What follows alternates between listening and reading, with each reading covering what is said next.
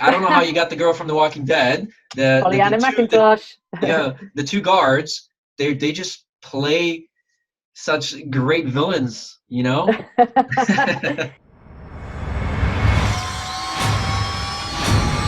If you look at some stuff like maybe from the 80s or 90s that could actually be damaging to people and the way that men and women are portrayed in movies. You're giving a voice to victims of abuse, assault, talking about those hard to talk about topics. How do you pick your projects? How do you know what resonates with you? It's my passion, and Of course. I want the world to be a better place, and I want people to be nice to each other, basically. Hey guys, what's up? So welcome to MAP. Today we have Melanie Light. She is the director of the short film The Herd and others as well. She's worked in the film industry for about 10 years or so, yes? Plus or minus? Yeah, about 13 years now. So I've worked Okay.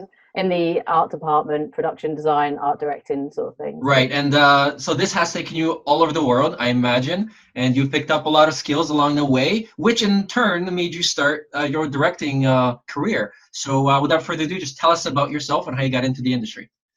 Well, I kind of got into the industry in my mid-20s. I went to art college and studied art, and as I finished university, I started kind of having quite a big interest in filmmaking, but more into special effects because I'd had skills in like body casts and trying to make masks and things like that. And then at the time when I first worked my first ever movie, I used to work in a tattoo studio, and one of the tattooists was over from New Zealand, and he'd worked on Star Wars in the art department. And that made me just start thinking, hey, I could probably do this. But I didn't realize that. I thought you only just went and worked on like big movies that we saw at the cinema. I didn't realize that you could actually go and work on like really low budget sort of thing. And then I had some friends, and they were making a short film, and I made like some bits of stuff for their short film. And then When I you found say a good stuff, what do you mean? Like I made props? I had to make like this kind of like baby fetus thing, and I made it out of clay, and I made latex and stuff. I did it really super low budget, but with what skills I had to try and make it. So let That me was interject as you're speaking. So you went to school for art. I went to school for fine arts as well, right? cool. You obviously had sculpt making abilities, right? Well, I studied sculpture. Yeah, I studied fine art sculpture, but I was on a course where you could just use any medium you wanted for whatever project.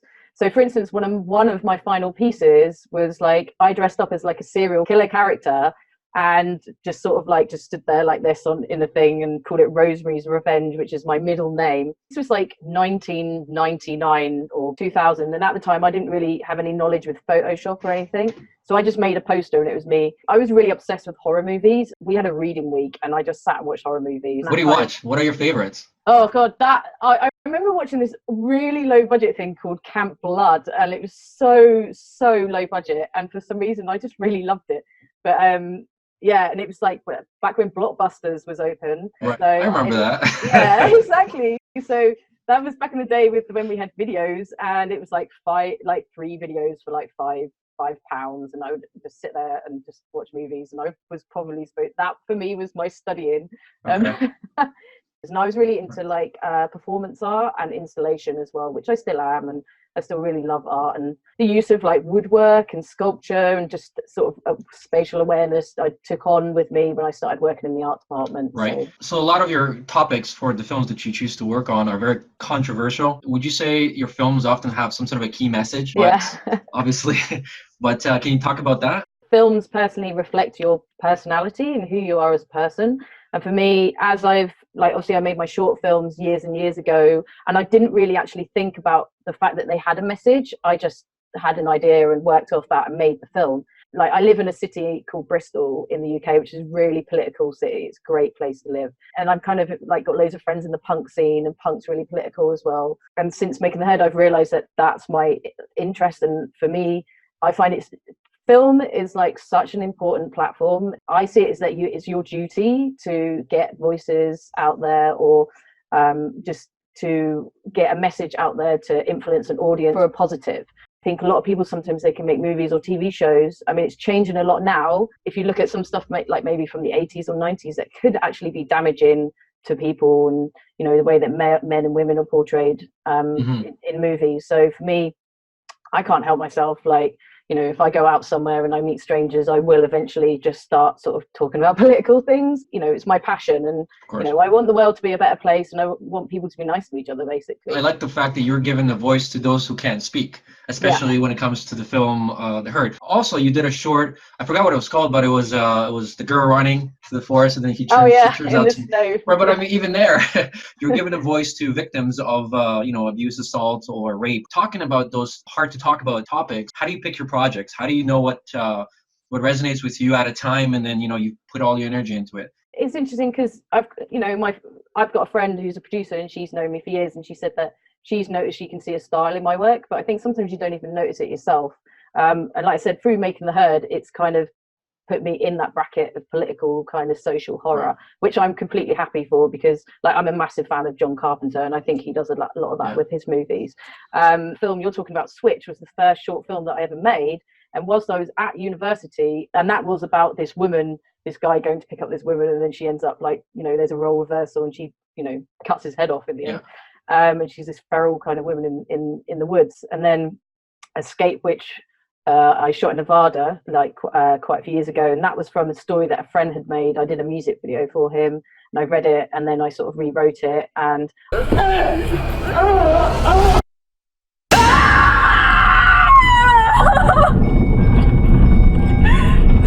I wasn't even thinking about the message. I just didn't even think about that. And I think as a woman, you know, I'm nearly 40 now, so I have experienced many things that I don't particularly want to go through ever again in my life from being female. So I think that's where a lot of that comes from. And then obviously, as I've got more into animal rights, which through Making the Herd has got me even more into animal rights, that for me is, you know, still a voice for the voiceless. So as you said before, so well, you must have been vegan before, right? Or no? Well, actually, before I made the Herd, I was vegetarian. But I was probably pretty, like, I didn't buy tested on animal products. I didn't buy milk, and I was never really into cheese, and I never liked butter. And I remember Ed, who wrote the script, we've known each other for years. We met at a horror convention in like 1999 or something crazy like that. And he just said, I've got this idea. And it was out of his frustrations of explaining people why he didn't drink milk. And I read it, and I was like, look, there's no way I could make this film without being vegan. And literally I just went vegan overnight, instantly. And then because I went vegetarian for the animals, and it was just how I didn't make, you know, the connection of veganism and dairy and stuff like that. I don't know why. I think it's hard to transition. I mean, I tried. I mean, I haven't drunk milk probably for like 9 years. I do almond milk. I mean, it tastes the same to me. I just don't understand why. It's almost, sometimes I just look at what I'm eating and I'm like, oh my God, I'm so vegan. This is but that's just, my body tells me. But it's hard to get the protein out of these foods. You eat so much and you're just not satisfied, right? I don't know if that's protein or just being greedy. Oh, maybe.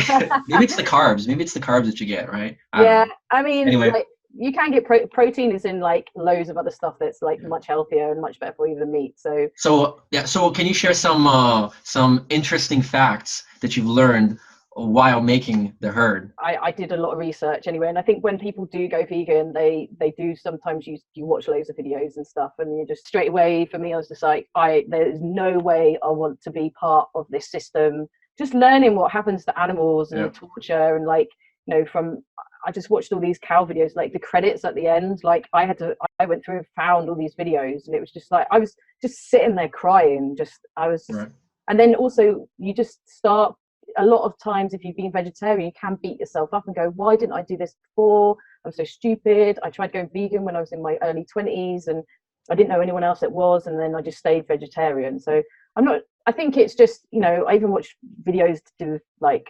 fur and just everything else really, but I don't know, what did I learn? I mean, I think you can watch the Herd and kind of pretty much learn what we do to. So talking about people watching the Herd, what is the reaction that you've received from people watching it? Did they understand the parallels immediately? I think it depends who you are as an individual. So vegans get it straight away. Vegetarians get it. Apparently, we screened at a festival in Los Angeles, and a vegetarian lady had like ran out of the theater in tears because she suddenly realized that what she was buying into by like drinking milk and cheese and stuff like that. And she basically went vegan, I think, overnight after watching it, which for me is like, the best thing for us. Sometimes we get attacked by feminists who don't understand speciesism, who are just like, how do you compare us like to them? Because Right. veganism and feminism go hand in hand, because it's the exploitation of females. Right. In the meat and dairy industry, all females are used for their reproductive systems, to just keep producing and their children taken away from them. In the scene when he puts the baby in the garbage, that's because there's no need for boys because they're never Yeah, producing. I didn't know that's why they were doing it. yeah. That sort of struck a chord with me. I was like, wow, that's pretty crazy. Yeah, I mean, in the egg industry, you'll see like male chicks are literally ground apart whilst they're alive, because they're useless. They're Yeah. useless. So I mean, or they're genetically modified and Is grow that really quickly. is that how feminists feel, that us male species are useless essentially? No comment. No. No, well, if there was a giant person going, well, they're Right. In the useless. next 20, 30 years, there will be a way where women can just kind of, go online, order some sort of It's interesting with what's happening with, it's not just in America but globally, like with the issues with abortion and how women are getting made to have children, and they haven't got right. a choice to have children. It's like they Well, have that to, like, depends where. It depends where. We're yeah, pretty yeah, liberal here in Canada. yeah. So I mean, like in Ireland, Northern Ireland, they've only just sort of like made it so abortions aren't illegal. So, and that was like last year. Wow. And that was because of a vote. And Poland had it, I think, the year before, because women went on strike. The whole of like women just shut down Poland Wow. because they were like, we have to do something. And it is like when you see like hashtag Gilead, the handmaidens, that's what it. And it's like, what is going on? Why is this? So there's such a link between the two. It's scary. We're all on this planet together. We're all equal. A lot of people think that humans are above like non-humans, whereas like we're all animals together. So why should we think that we are above and we should eat them or abuse them or do like or wear them or test on them? And for me personally, I think we should just all get on with each other, basically. Right. Let me play devil's advocate based on what you just said. I mean, so when some people say that there is not enough space for all the species on Earth, and certain species have to be I don't know, I'm gonna say eaten, but the dog eats dog. I think the thing is with like farm animals, we breed them on a massive scale, Right. so that we can eat them, and then we grow crops to feed those animals that then humans eat, when those crops could go to people. There's so many starving people in this world, in this planet. We could feed the people that are starving to death, the humans, instead of like doing that. So a lot of people are like, what are you going to do with animals if we stop eating animals? It's like nothing's going to just happen overnight, much that I wish that that would be amazing, but something like that you would have to phase out. And I think the state of the planet, and if you look at the climate crisis that's happening at the moment and the future, we actually will be forced into turn into a plant-based diet, because crops and animals and animal agriculture is going to start dying out, because you won't have the land to farm animals. Places are flood, places get too hot. It's going to kind of happen anyway. There's a film called Carnage, which is made by it's a stand-up comedy guy, and he's also a director, and it's a British film, and that's really good. It's set in the future, and it's people going, I can't believe we used to eat animals, and they're like, I know, it's so crazy.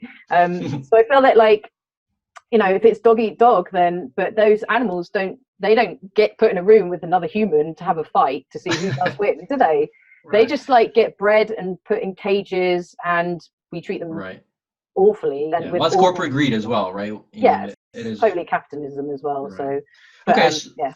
All right, so we're gonna get onto the commentary and the narration of the movie. So as we're watching the film, I'm gonna comment, and then feel free to throw on this scene we did this, this was the hard thing to do here.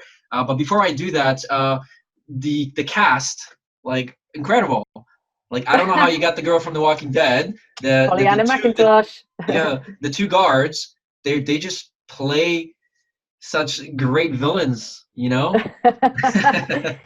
Yeah, well, Pollyanna I got because I did the art department on a short film for a friend, and Pollyanna was in it.